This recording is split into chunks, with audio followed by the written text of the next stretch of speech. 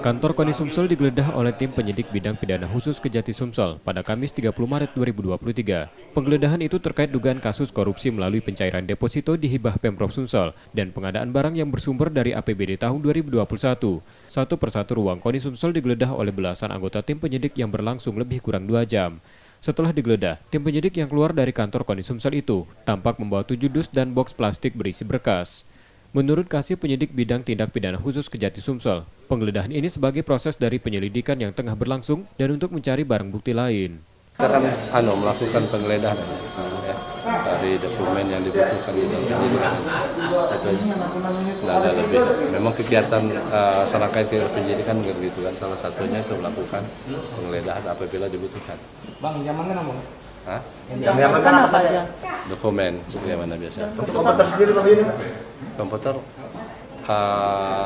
tidak ada komputer ya, tidak ada. Itu pun akan kita teliti dokumen itu kalau ada hubungannya. Wakil Ketua Umum 4 Bidang Anggaran KONI Sumsel, Agung Rahmadi hadir pada penggeledahan ini. Ia menyatakan pihaknya akan kooperatif dalam mengikuti proses penyelidikan ini oleh Kejati Sumsel. Menurutnya dalam penerimaan dan penggunaan dana hibah itu sudah melewati setiap prosesnya, termasuk persetujuan dari pemberi hibah.